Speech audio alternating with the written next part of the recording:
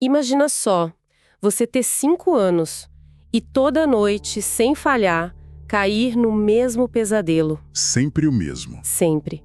Você tá sozinho numa cidade cinzenta, chuvosa, um labirinto de becos com lama, tudo cercado de arame farpado. A luz só vem dos relâmpagos. É uma atmosfera pesada, quase de campo de concentração. Exato. E nesse lugar, você e outras crianças são levados para uma casa. Uma casa assustadora, habitada por bruxas canibais. E o terror tem um roteiro fixo, né? Toda noite uma criança é escolhida. Ela tem que entrar na casa. Nunca é ele, mas ele assiste a tudo. Todos ficam esperando do lado de fora, no escuro, até que uma janela se ilumina. E aí vem o grito. Um grito pavoroso. E o sonho acaba. Só para recomeçar, idêntico, na noite seguinte. Nossa. O menino, claro, desenvolveu um pavor de dormir. Ele lutava contra o sono, mas a exaustão sempre vencia. Essa história, que é real e vem do nosso material, é o nosso ponto de partida. Um ponto de partida bem forte. Sim.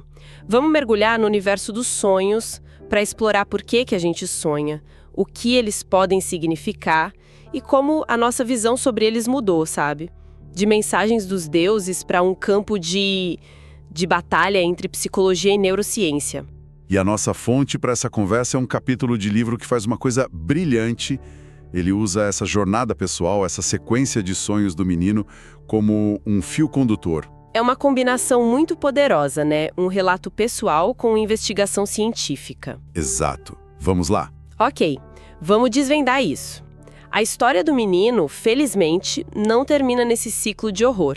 Depois que ele começou a fazer psicoterapia, o pesadelo das bruxas sumiu. Imagina o alívio. Total. Mas aí, veio outro sonho recorrente. Uma evolução, na verdade. O gênero do sonho mudou. Saiu aquele horror grotesco e entrou tipo um suspense psicológico. Isso, quase um filme do Hitchcock. E se passava num aeroporto super movimentado. A atmosfera é completamente diferente. E tem outra mudança crucial. Ele não estava mais sozinho. No sonho, ele andava pelo aeroporto com um amigo adulto, um homem de cabelos escuros. Aham. A missão deles era achar um criminoso. Eles procuravam em todo lugar, mas nunca achavam. E desistiam. Só que aí vinha o plot twist. Aquele momento de revelação para o público. Perfeito. A câmera do sonho, como se fosse um filme mesmo, se afastava, subia e revelava que o criminoso esteve ali o tempo todo. Onde? Pendurado de cabeça para baixo no teto do saguão, como uma aranha gigante, vendo tudo. Uau! O fascinante aqui é a mudança radical de perspectiva. No primeiro sonho, ele era vítima em primeira pessoa, ameaça direta. Sim. Agora, ele é quase um detetive, um observador. É como se ele estivesse assistindo a um filme sobre ele mesmo. Sabe, a angústia não é mais o medo da morte. É a ansiedade por aquilo que não se vê. A ameaça escondida. E a presença do companheiro adulto. É um elemento novo, fundamental. Muda tudo. A mente dele estava claramente trabalhando em alguma coisa. E o processo continuou. Depois de mais um tempo de terapia, o sonho do aeroporto também foi embora. E deu lugar a um terceiro enredo. E qual era? Agora é uma aventura. Uma caça ao tigre na selva indiana. De vítima para detetive e agora para herói. A progressão é notável. Totalmente. No sonho, ele é o caçador. E o mesmo amigo de cabelos escuros acompanha ele no começo. O mentor? Exato. Eles chegam na beira de um penhasco, com um mar agitado lá embaixo. Do outro lado, uma ilha. O amigo aponta e diz que, a partir dali, ele precisa seguir sozinho. O momento clássico da jornada do herói. O teste solitário. Exatamente. O menino, de carabina na mão, começa a atravessar um tronco de árvore que serve de ponte. E o sol está se pondo, pintando o céu de laranja, vermelho, púrpura. Uma cena bem vívida. Muito. Ele chega na ilha, pronto para encurralar o tigre, quando ele tem uma realização súbita. Terrível. Qual? O encurralado é ele. O tigre não está na ilha. O tigre está nas costas dele, em cima do tronco que ele acabou de cruzar. Nossa, o clímax da tensão. Todo o progresso parece que vai por água abaixo. A reação instintiva seria pânico total, né? Tentar correr de volta. Mas não é o que acontece. Numa fração de segundo, antes mesmo do medo se instalar, ele simplesmente se joga no mar. Uau! E, nesse instante, a perspectiva muda de novo. Deixa de ser um filme em terceira pessoa e volta a ser em primeira. Ele sente o choque da água gelada, vê o mar escuro com os próprios olhos. E aí o medo volta. Volta por um momento, quando ele percebe uma sombra enorme do lado dele. Um tubarão gigante. E aí que tudo se resolve. Sim. O que deveria ser o auge do pavor vira algo inesperado. Uma calma profunda toma conta dele. Ele não luta, não foge. Ele só começa a nadar, tranquilo, ao lado daquele tubarão imenso, noite adentro. E nada de ruim acontece. Nada. E depois desse sonho, os pesadelos acabaram. Pra sempre. Uau! É preciso um momento para absorver. A capacidade da mente de criar uma jornada tão simbólica, quase poética para se curar, é impressionante. Mas a pergunta fica, né? O que tudo isso significava? Bom, o material nos dá a chave para esse enigma. Ele conecta os sonhos à vida real do menino. Meses antes do primeiro pesadelo, o pai dele morreu. De repente. Foi num domingo ao pôr do sol. Pouco tempo depois, a mãe dele entrou numa depressão profunda. Então, tudo se encaixa. O pesadelo das bruxas era o luto. O luto em sua forma mais crua. Exatamente. A representação literal do sentimento de orfandade, de desamparo. A cidade triste, o arame farpado, as bruxas. Era o medo da morte, a solidão, a sensação de que o mundo tinha se tornado um lugar perigoso. E o sonho do aeroporto com um companheiro? O aeroporto é, por natureza, um lugar de partidas, né? De separação. O amigo de cabelos escuros era uma figura de amparo, uma fusão simbólica do pai que lhe perdeu e, provavelmente, do terapeuta que o estava ajudando. Então era o começo do processamento. Isso. Mas a angústia, o criminoso ainda estava lá, escondida, no teto. O trauma ainda não tinha sido confrontado de frente. Ok. Então o segundo sonho mostra um avanço. A presença de um protetor. Mas ele ainda não resolveu o problema central. Como ele sai disso? Qual é o passo final que leva à cura? É o terceiro sonho. A caça ao tigre é o confronto direto com o perigo. Aceitar seguir sozinho é aceitar a perda do pai. E o momento decisivo, ao se jogar no mar, é um ato de entrega, não de derrota. Ele para de lutar contra o medo. Exato. Ele mergulha no medo. E o tubarão, que deveria ser a encarnação do terror, não o ataca. Ele vira um companheiro. É a aceitação do medo e a descoberta de que é possível conviver com ele. A integração do trauma. Perfeitamente. E o texto ainda revela um detalhe arrepiante. As cores do pôr do sol no sonho, laranja, vermelho e púrpura, eram as mesmas cores do céu no momento exato em que o pai dele morreu. Nossa. O sonho estava revisitando a memória mais dolorosa de todas. Não para repetir o trauma, mas para ressignificá-lo, para transformar em paz. Essa história é incrível. Mostra os sonhos funcionando quase como uma terapia interna, né? Mas me faz pensar. Hoje a gente tem a psicologia para interpretar isso. Como é que os antigos lidavam com um sonho tão poderoso? Essa é a grande questão. A resposta curta é, de forma bem diferente.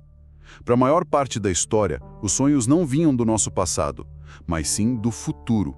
Eram mensagens. Mensagens divinas, coisas assim? Isso. Na mitologia grega, por exemplo, a genealogia dos sonhos já diz tudo. Hipnos, o deus do sono, era irmão gêmeo de Thanatos, o deus da morte. E um dos filhos de Hipnos era Morfeu, aquele que moldava as formas nos sonhos. Então, para eles, dormia quase como visitar o reino da morte. Uma visita diária, de onde se podia trazer presságios. E tinha aquela ideia dos dois portões, né? Ah, sim. Dos portões de marfim e de chifre. Exatamente. Os sonhos que saíam pelo portão de marfim eram falsos, enganosos. E os que passavam pelo portão de chifre eram profecias verdadeiras enviadas pelos deuses. Essa incerteza sempre nos acompanhou. E essa crença transformou os sonhos em ferramentas de poder, imagino. Com certeza. A história está cheia de líderes usando sonhos para justificar suas ações. Um exemplo bem antigo, lá da Mesopotâmia, é a epopeia de Tucuti Ninurta. A história, que era propaganda assíria, dizia que o rei inimigo teve pesadelos que previam a destruição do reino dele. Ou seja, a conquista não foi uma agressão, foi o destino se cumprindo. Bingo. Essa ideia de sonho como propaganda política me intriga. E no Egito? A gente encontra algo parecido? Encontra. E um dos casos mais famosos é o da Estela dos Sonhos, que fica entre as patas da esfinge. A inscrição conta que o príncipe Tutmés, antes de ser faraó, dormiu à sombra da esfinge. E em seu sonho, a própria esfinge teria falado com ele. E o que ela disse? Prometeu o trono do Egito se ele a desenterrasse da areia. Mas isso abre uma brecha enorme para manipulação, né? Quer dizer, como a gente sabe se ele realmente sonhou isso ou se foi só uma história conveniente para legitimar o poder dele? Essa é a pergunta que os historiadores se fazem. É impossível saber. Mas o fato dele ter registrado a história em pedra, para todo mundo ver, mostra o poder da crença. Verdadeiro ou não, o sonho funcionou. Ele desenterrou a esfinge e se tornou o faraó Tutmés IV. Ok, então por muito tempo os sonhos eram vistos como mensagens externas, divinas. Quando que a gente começou a tentar organizá-los de uma forma mais interna? Bem antes da psicologia moderna, já tivemos pioneiros. O material destaca 2 nomes. O primeiro é Artemidoro, um grego do século II. Ele foi talvez o primeiro a dizer que era impossível interpretar um sonho sem conhecer a vida do sonhador. Isso soa incrivelmente moderno, quase psicanalítico. Totalmente. Ele dizia que sonhar que se perdeu os dentes significaria coisas diferentes para um orador e para um camponês. Ele também foi o primeiro a distinguir sonhos diretos, que são literais, dos alegóricos, que usam símbolos. E o outro nome? Séculos depois, Macróbio, no século V, criou um sistema de classificação com 5 tipos de sonhos. E que tipos eram esses? Ia desde o insônium, que para ele era um pesadelo causado por estresse, sem valor profético. Tipo um sonho de ansiedade. Isso. Até, no outro extremo, o oráculo. Um sonho profético em que um deus ou um parente aparecia para dar conselhos claros. Essa classificação influenciou a Idade Média inteira. Então, chegamos no século XX e o jogo vira com Freud. Ele propõe que os sonhos não são uma janela para o futuro. E sim a via régia para o inconsciente, uma porta para o nosso próprio passado. Freud muda o eixo da discussão. Completamente. Para ele, os sonhos são construídos com os restos diurnos, fragmentos de memórias, preocupações, coisas do dia anterior. Mas o motor do sonho para Freud é a realização de desejos e a expressão de medos, quase sempre de forma disfarçada, simbólica. E esse disfarce vem da famosa censura que ele descreveu, certo? Exato. O conflito interno. Exato. De forma bem simples, Freud via a mente com 3 personagens. O id, que são nossos impulsos. O superego, que é o policial interno, a nossa moral. E no meio, gerenciando tudo, o ego. A nossa consciência. Isso. O sonho seria um momento em que o id consegue se expressar, mas ele precisa fantasiar, usar códigos para enganar a vigilância do superego. As ideias de Freud viraram super populares, mas a ciência mais dura sempre ficou com o pé atrás, né? Karl Popper, por exemplo, criticava a psicanálise por não ser falseável. E esse ceticismo abriu caminho para teorias opostas. Talvez a mais extrema tenha vindo de uma fonte inesperada. Francis Crick. Espera aí, o co-descobridor da estrutura do DNA, o que ele tem a ver com sonhos? Pois é. Crick, vindo de uma biologia super rigorosa, propôs que os sonhos não têm significado psicológico nenhum. 0. Para ele, sonhar seria um processo de aprendizagem reversa. Aprendizagem reversa. Isso é basicamente sonhar para esquecer. Soa tão contra-intuitivo. Exatamente essa é a provocação. A teoria dele sugere que, durante o sono REM, neurônios são ativados aleatoriamente. E esse processo serviria para apagar conexões e memórias irrelevantes. Uma faxina. E os sonhos seriam só o ruído mental dessa faxina. O subproduto sem sentido. Mas essa teoria, por mais elegante que seja, esbarra de frente na história do menino que abriu a nossa conversa. Precisamente. Sonhos recorrentes. Se a ativação neural fosse puramente aleatória, a probabilidade do mesmo padrão complexo se repetir noite após noite é estatisticamente nula. Seria como jogar 1 milhão de dados e tirar o mesmo resultado 100 vezes seguidas. É impossível. Isso é uma forte evidência de que algo está direcionando o conteúdo dos sonhos. E aqui que a história dá uma volta irônica.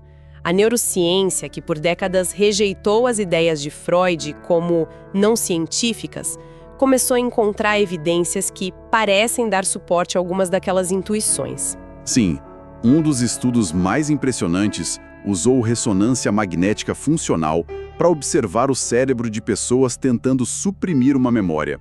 Um processo muito parecido com o que Freud chamou de repressão. E o que as imagens do cérebro mostraram? Elas mostraram que o córtex pré-frontal, a área do controle, ficava muito ativo. E essa ativação provocava uma desativação no hipocampo, a área da memória. Ou seja, eles viram o cérebro enterrando uma memória. Exato. Encontraram uma base neurobiológica para uma ideia que era considerada puramente abstrata. Então, que jornada! A gente começa com essa história pessoal de um menino usando sonhos para se curar. Viajamos para a antiguidade, onde os sonhos eram oráculos sobre o futuro, e chegamos na era moderna, com Freud olhando para o passado e a neurociência mapeando o cérebro que sonha. O curioso é que talvez essas visões não sejam tão excludentes. Um discípulo de Freud, o Jung, já dizia que os sonhos têm uma função dupla. Não são só um eco do passado, dos restos diurnos, mas também uma espécie de simulação, um exercício preliminar para o futuro. Tipo um ensaio para os desafios do dia seguinte. Exatamente. Ao processar os medos e ansiedades da véspera num ambiente seguro, o sonho pode de fato nos preparar para o que vem pela frente. Ele integra o passado para nos equipar para o futuro. O material que a gente analisou encerra com uma sugestão muito interessante, que é resgatar a prática de se manter um sonhário, um diário de sonhos, e aponta algo simples, mas poderoso. Qual? A mera intenção de lembrar. Dizer a si mesma antes de dormir: eu vou sonhar, lembrar e registrar. Só isso já aumenta drasticamente a nossa capacidade de acessar esse mundo. É um convite à autoobservação, a resgatar uma arte que a nossa cultura apressada talvez tenha esquecido. E isso nos deixa com uma reflexão final para quem nos ouve. Se os sonhos são, de fato, esse laboratório da mente, onde o passado é processado e o futuro é ensaiado, o que poderíamos descobrir sobre nós mesmos se, ao invés de descartá-los pela manhã como um delírio, passássemos a ouvi-los com um pouco mais de atenção?